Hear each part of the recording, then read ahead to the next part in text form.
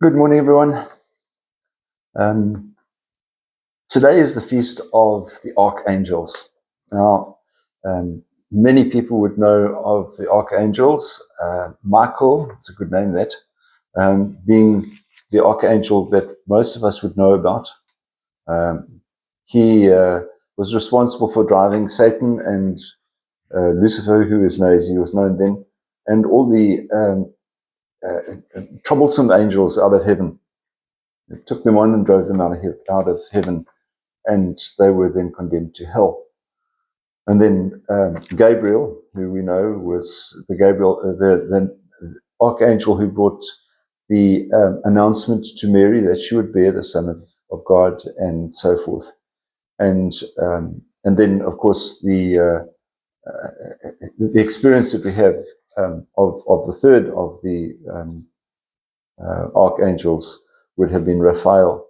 Now, Raphael, we only encounter really in the Old Testament so much. It's in the book of Tobit. And perhaps that's why we know very little about him, or at least our encounter with him is so little.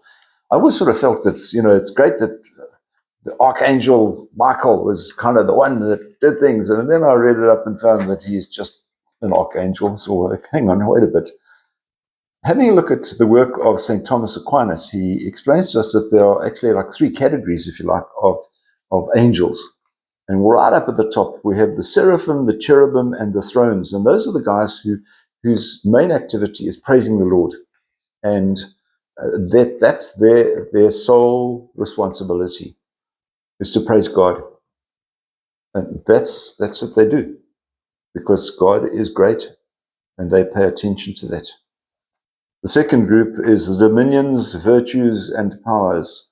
They would be those who start becoming more involved in the work of God, as how it impacts on the earth.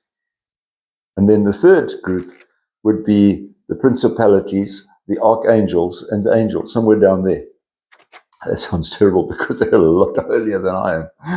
The principalities would be those who pick up the things of the world and make sure that things they would look after things like nature and helping powers that actually make good decisions. And we look around our world at the moment and say, well, they're not doing a very good job. Well, yeah, okay.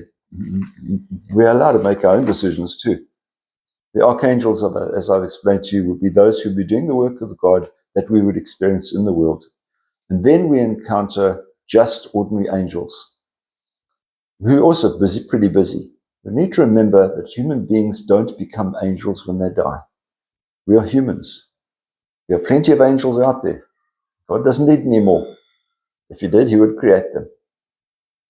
But we get to enjoy the wonderful benefits of God's creation, because he has made all of these archangels, all these angels, available to us.